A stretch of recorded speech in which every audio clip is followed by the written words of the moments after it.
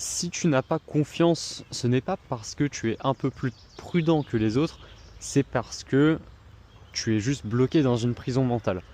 Cette phrase-là, c'était un monsieur très respectable qui m'a dit lors d'un forum il y a quelques mois de ça, quand j'étais à une phase dans ma vie où j'avais différentes opportunités entrepreneuriales évidemment qui se présentaient à moi, mais quelque chose me bloquait. Parfois c'était parce que je n'étais pas vraiment convaincu par un projet ou par rapport à un marché que je ne sentais pas vraiment, ou même parfois parce que voilà, une personne, je doutais envers la personne en question. Euh, Peu importe les termes qu'on va utiliser dans ces trois cas-là, quelque chose est central dans tout ça, c'est en réalité un problème de confiance que j'avais et qui me bridait dans ces projets-là. Dans cette vidéo, dans ce nouveau Mindwalk, tout d'abord bienvenue, il fait beau, on est le matin. Je voulais justement aborder le sujet de la confiance qui est un élément central, que ce soit dans nos vies, mais surtout et encore plus dans tout simplement votre parcours entrepreneurial. Constamment, vous serez confronté justement à des choix qui vont être quand même basés sur la confiance. Donc, je voulais tout d'abord, moi, vous partager mes expériences, comme celles que j'ai vécues juste avant, mais surtout, et le plus important, vous partager ma méthodologie qui a fait que aujourd'hui, j'arrive justement à un petit peu me débloquer par rapport à ça, mieux gérer cette relation de confiance, parce que évidemment, il faut quand même se méfier de certaines choses, de certains projets, de certaines personnes, parce que sinon on est complètement naïf et on se fait avoir constamment. Mais il faut quand même savoir parfois un petit peu se débloquer pour tout simplement avancer. Parce que sinon, si on se méfie de tout dans la vie, eh bien évidemment on va rester bloqué à un seul et même endroit et on va se lancer dans rien. Tout d'abord, le problème principal de la confiance, de pourquoi tout simplement les gens vont avoir peur, pourquoi on a peur quand on se lance dans certaines choses, etc. C'est très souvent parce qu'on souhaite tout contrôler. Et oui, là j'exclus évidemment le fait qu'on n'a parfois pas confiance en nous. Là je parle plus de confiance externe, même si évidemment tout ça vous pouvez l'appliquer sur vous-même. En tout cas, ce problème de vouloir tout contrôler, il est très présent dans l'entrepreneuriat et surtout très souvent chez les débutants. Parce que voilà, on souhaite vraiment avoir la main sur tout pour, on va dire, limiter le facteur de chance, etc. Un maximum. Sauf qu'en réalité, dans les faits, peu importe comment vous allez vous y prendre, il y aura toujours un facteur chance. D'accord ? Que ce soit le marché en question, selon où vous êtes, que ce soit vos clients, etc. Vous allez très souvent quand même être confronté, peu importe votre business, à des clients, à des prospects, etc. Tout ça, vous ne pouvez pas vraiment le contrôler de A à Z. D'autant plus que si vous commencez à déléguer, etc., dans tous les cas, vous ne pouvez pas tout contrôler. Donc évidemment, le but n'est pas d'avoir une confiance aveugle envers tout ce monde-là, mais déjà, juste en se disant ça, en se rendant compte de tout ça, vous verrez qu'on ne peut pas, par définition, tout contrôler. Ça, c'était le premier point à vraiment voir et à surtout entendre. Ensuite, le second point, ça c'est plus ma vision, mais évidemment partagée par énormément de monde et par une majorité des personnes qui justement arrivent à jouer avec cette notion de confiance, c'est un petit peu comme ce que disait Pascal, c'est tout simplement de voir le facteur chance, le facteur confiance plutôt, comme une sorte de pari qu'on va placer. Dans les paris, que ce soit paris sportifs ou autres, quand vous allez parier sur quelque chose, si vous avez déjà parié, il y a un système de cotes. D'accord ? Alors qu'est-ce qu'une cote pour ceux qui ne savent pas forcément comment marche un pari ? C'est plus vous avez de chances de gagner le pari, moins la cote sera élevée. Donc moins le gain derrière sera important. Et au contraire, moins vous avez de chances justement de gagner, plus le risque est élevé, etc. Plus cette cote elle sera élevée, et moins vous avez de chances derrière donc de gagner gros, etc. Donc forcément, si vous partez du principe que vous devez gagner le pari à tout prix, sans forcément chercher l'énorme gain derrière, sans forcément chercher le jackpot, là on parle juste de gagner quelque chose, vous allez réduire cette cote au maximum. Vous allez prendre le moins de risques possible et vous allez chercher à avoir la cote la plus petite possible. Du coup, dans l'entrepreneuriat et surtout dans la chance, dans le facteur chance, ça va être vraiment la même chose. Vous allez devoir chercher à avoir constamment la cote la plus basse. Le but n'est pas de voir voilà, les opportunités comme des jackpots ou comme un sprint rapide, etc. Ça, voilà, tout le monde vous le dit. L'entrepreneuriat, c'est un marathon, donc vous devez chercher vraiment le long terme. Comment on cherche le long terme? C'est en visant vraiment des gains, on va dire petits, dans le sens où on va viser voilà, des rendements pas forcément incroyables, parce qu'on va viser le long terme. Quand je dis rendement pas incroyable, c'est encore une fois à ce niveau de facteur chance, c'est à ce niveau de pari, de cote. On va chercher des cotes les plus petites possibles pour limiter les risques. C'est le but dans l'entrepreneuriat. Le but n'est pas de all-in, comme on dit, sur des projets risqués. Le but, c'est voilà, de contrôler ces risques, etc. Et comment on contrôle ces risques? C'est tout simplement de parier sur les choses qui sont le plus probables d'arriver. Donc jusqu'à là, beaucoup de personnes savent tout ça. Ou alors peut-être pas formulé dans ce sens-là, mais en tout cas l'interprètent de cette manière-là. Mais l'erreur de la plupart des personnes, c'est que malgré ça, elles vont pas avoir la bonne méthodologie pour appliquer voilà, des choses qui font que derrière elles vont savoir, qu'elles vont connaître, on va dire, les cotations. Parce qu'en réalité, et ça c'est le problème de l'entrepreneuriat et de la confiance, c'est qu'il n'y a pas comme sur des paris sportifs des cotes affichées en numéros. C'est à nous-mêmes de définir ses propres cotes, de juger si quelque chose est risqué ou non. C'est justement aussi l'intérêt de cette vidéo que moi je vais vous partager ma méthodologie.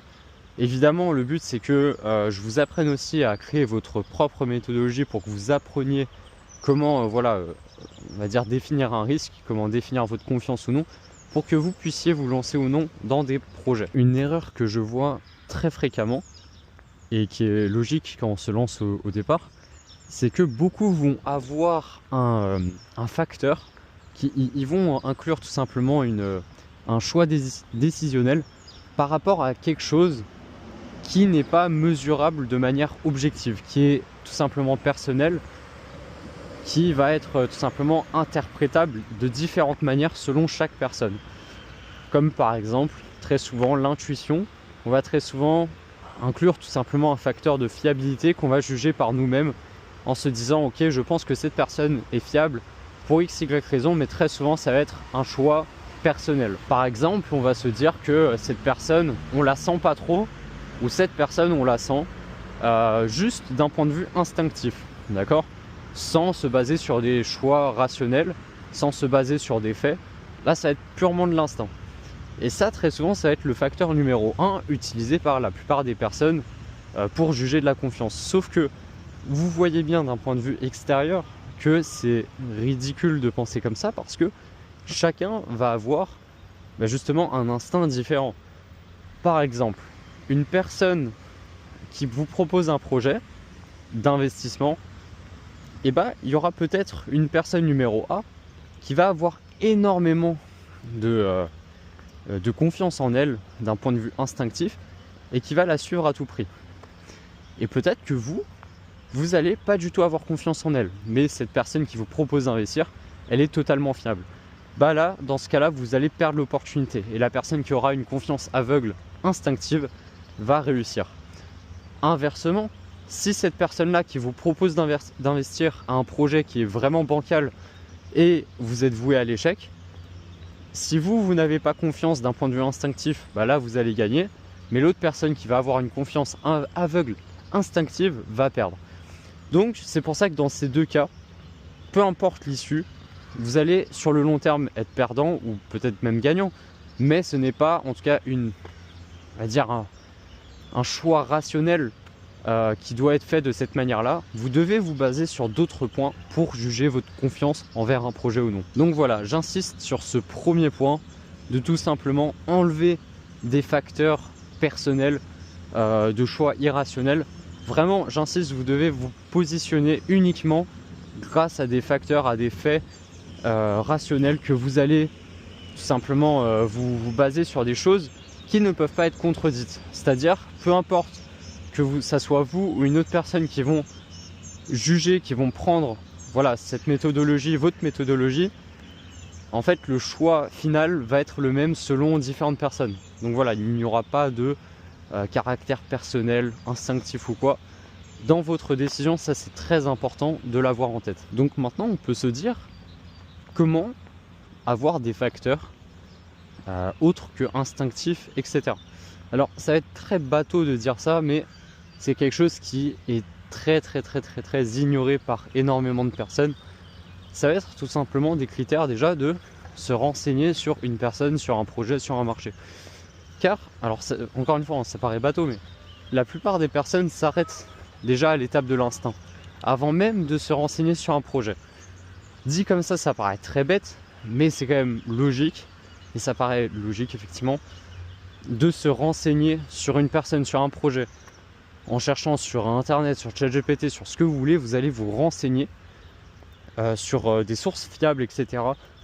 sur une personne avant justement de prendre une décision. Ça, c'est le premier point très important. Toujours dans le renseignement, et ça va être mon deuxième gros point, constamment quand je vais aborder un projet ou quoi, je vais tout le temps faire en sorte d'aller chercher le contact avec une personne qui a déjà travaillé dans ce marché-là ou dans tout simplement avec cette personne-là ou dans ce projet-là. Très souvent, les personnes vont se limiter à juste, voilà, donc autre que instinctif, vont juste regarder les avis ou globalement comment ça s'annonce, mais ne vont jamais chercher à échanger avec une personne qui est directement dans le milieu. Alors que quand même, le meilleur moyen justement, et ça j'insiste dessus, le meilleur moyen pour se renseigner sur quelque chose, ça va être d'aller échanger directement avec des personnes dans le domaine. Donc par exemple, si vous hésitez à vous lancer dans un business, que ce soit en ligne ou entrepreneurial, allez, par exemple, si vous hésitez à vous lancer sur un business de franchise, avant de vous lancer dedans, vous allez forcément contacter déjà des franchisés pour tout simplement avoir leur retour d'expérience, etc. Ça paraît logique. Ça, c'est envers un business. Maintenant, envers un projet, ça va être à peu près pareil. Et envers une personne, par exemple, si c'est une personne qui, vous hésitez à vous associer avec elle, vous allez voir si vous n'avez pas des personnes déjà de son entourage que vous pouvez contacter, que ce soit déjà des associés à elle, etc. pour échanger avec ces personnes-là, pour demander leur avis, etc. pour derrière vraiment vous faire un avis concret et surtout basé sur des faits. Je fais une parenthèse par exemple sur les formations. Il y a beaucoup de formateurs, mais ça c'est une majorité malheureusement, qui vont afficher par exemple des témoignages, etc. C'est très bien, ça peut rentrer dans la première catégorie de juger la fiabilité au niveau des retours, mais vous voyez que ça ne rentre pas dans la deuxième catégorie, puisque très souvent vous ne pouvez pas justement contacter les personnes en question qui ont suivi leur formation, quoi.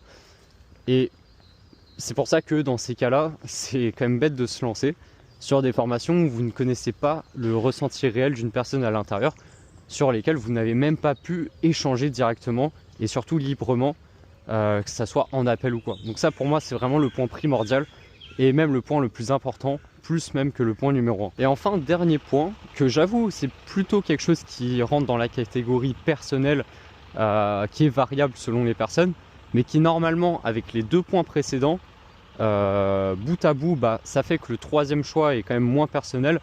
C'est tout simplement, est-ce que vous pourrez conseiller cet investissement, ce projet, ce marché ou cette personne à quelqu'un qui est vraiment proche de vous, que ce soit quelqu'un de votre famille comme votre fils ou autre, ou un de meilleurs amis ou quelque chose. Très souvent on va par exemple se faire aveuglément confiance à soi-même, mais si on tourne la question différemment en se disant est-ce que je vais conseiller à un proche, très souvent on va peut-être changer d'avis.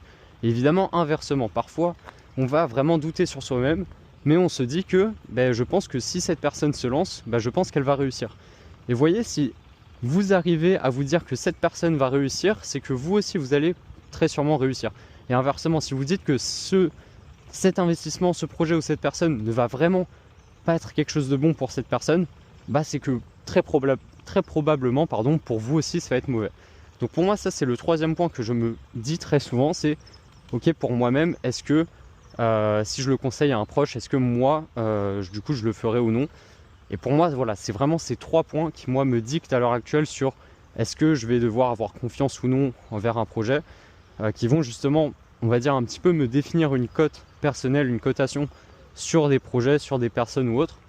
Et moi en tout cas je vous invite à soit suivre ma méthodologie, évidemment qui n'est pas universelle et qui n'est pas forcément la meilleure, je ne me prétends pas du tout avoir trouvé la méthode miracle. Le but est aussi de trouver votre propre méthode à travers justement, on va dire, les points que je vous ai cités, notamment sur le fait que Ça ne doit pas se baser sur de l'instinct ou sur des choses qui vont être variables selon les personnes. Et voilà, c'était une petite vidéo vraiment assez courte sur la confiance. J'espère que ça vous a plu, j'espère que ça vous aura aidé. Et moi, je vous dis à la prochaine, une très bonne journée.